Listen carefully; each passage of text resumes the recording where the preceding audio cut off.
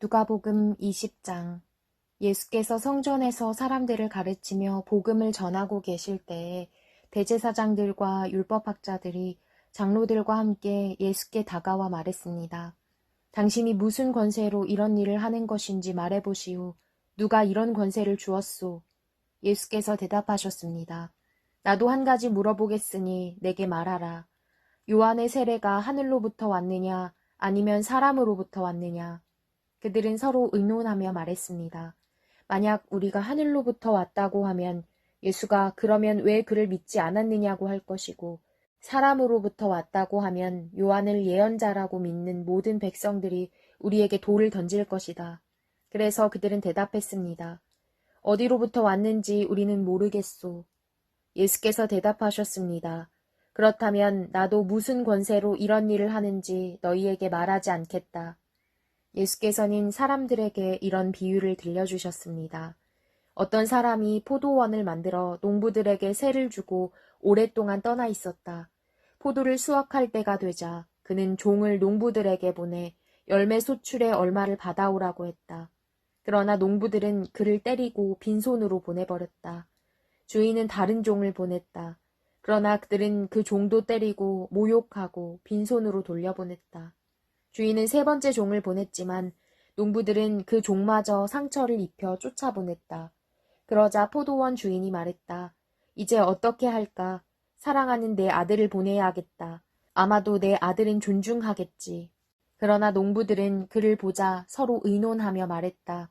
이 사람은 상속자니 그를 죽이자. 그러면 그 유산이 우리 것이 될 것이다. 이렇게 해서 그들은 아들을 포도원 밖으로 끌어내 죽였다. 그렇다면 이 포도원 주인은 그들에게 어떻게 하겠느냐? 주인이 와서 그 농부들을 죽이고 포도원을 다른 농부들에게 줄 것이다. 사람들은 이 이야기를 듣고 말했습니다. 이런 일은 절대 없었으면 좋겠습니다. 예수께서는 그들을 똑바로 쳐다보고 말씀하셨습니다. 그렇다면 건축자들이 버린 돌이 모퉁이의 머릿돌이 됐다라고 기록된 말씀이 무슨 뜻이겠느냐? 누구든지 이 돌 위에 떨어지는 사람마다 부서질 것이며 이 돌이 어느 사람 위에 떨어지든지 맞는 사람은 가루가 되고 말 것이다. 율법학자들과 대제사장들은 이 비유가 자기들을 가리켜 하시는 말씀인 것을 알고 당장 예수를 체포할 방도를 모색했습니다. 그러나 그들은 백성들을 두려워했습니다. 기회를 엿보던 그들은 첩자들을 보내어 의로운 사람들인 채 행동하도록 했습니다. 그리고 예수의 말씀의 트집을 잡아 결국 권력 있는 총독에게 넘겨주려는 속셈이었습니다. 첩자들이 예수께 물었습니다. 선생님, 선생님의 말씀과 가르침이 옳은 줄 저희가 압니다. 또 사람을 겉모습으로 판단하지 않고 언제나 진리에 따라 하나님의 길을 가르치시는 것도 압니다. 저희가 가이사에게 세금을 내는 것이 옳습니까? 옳지 않습니까? 예수께서 그들의 겉과 속이 다름을 꿰뚫어 보고 말씀하셨습니다. 데나리온을 내게 보여다오. 동전에 있는 얼굴과 새겨진 글자가 누구의 것이냐? 그들은 가이사의 것입니다. 라고 대답했습니다. 예수께서 그들에게 말씀하셨습니다. 그렇다면 가이사의 것은 가이사에게 바치고 하나님의 것은 하나님께 바치라.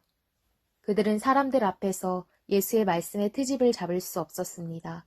오히려 예수의 대답에 놀라 말문이 막혀버렸습니다. 부활이란 없다고 말하는 어떤 사두개파 사람들이 찾아와 예수께 질문했습니다. 그들이 말했습니다. 선생님, 모세의 기록에 따르면 형이 자식 없이 아내를 두고 죽으면 그 동생이 과부가 된 형수와 결혼해 형 대신 자식을 낳아야 한다라고 했습니다. 그런데 7형제가 있었습니다. 첫째가 아내를 얻어서 살다가 자식 없이 죽었습니다. 그리고 둘째가 형수를 아내로 얻어 살다가 역시 자식 없이 죽었습니다. 그 다음에 셋째가 그 형수와 결혼했고 이런 식으로 해서 7째까지 다 자식 없이 죽었습니다. 그리고 마침내 그 여인도 죽었습니다. 그렇다면 7형제가 모두 이 여인과 결혼했으니 부활 때 이 여인은 누구의 아내가 되는 것입니까? 예수께서 대답하셨습니다. 이 세상 사람들은 시집가고 장가간다. 그러나 저 세상과 죽은 사람 가운데 부활에 합당하다고 여겨지는 사람들은 시집도 가지 않고 장가도 가지 않을 것이다. 그들은 천사들과 같아 다시는 죽는 일도 없다. 그들은 부활의 자녀이므로 하나님의 자녀인 것이다. 모세도 가시떨기 나무를 언급하는 곳에서 죽은 사람들이 살아나는 것을 보여주었다. 그는 주를 아브라함의 하나님, 이삭의 하나님, 야곱의 하나님이라고 부르고 있다. 하나님께서는 죽은 사람들의 하나님이 아니라 살아있는 사람들의 하나님이시기 때문이다. 모든 사람이 하나님께는 살아있다. 몇몇 율법학자들이 말했습니다. 선생님, 옳은 말씀입니다. 그들은 감히 예수께 더 이상 질문할 엄두를 내지 못했습니다. 예수께서 그들에게 말씀하셨습니다. 사람들이 왜 그리스도를 다윗의 자손이라 말하느냐? 다윗이 시편을 통해 직접 말했다. 주님께서 내 주께 말씀하셨다. 내가 내 원수들을 내 발 아래 굴복시킬 때까지 너는 내 오른편에 앉아 있어라. 다윗이 그리스도를 주라 부르는데 어떻게 그리스도가 다윗의 자손이 되겠느냐? 모든 사람들이 듣고 있을 때 예수께서 제자들에게 말씀하셨습니다. 율법학자들을 주의하라. 그들은 긴 옷을 입고 다니기를 좋아한다. 또 시장에서 인사받는 것과 회당과 잔치의 윗자리 차지하기를 좋아한다. 그들은 과부의 가산을 통째로 삼키고 남에게 보이려고 길게 기도한다. 이들이 더 엄한 심판을 받을 것이다.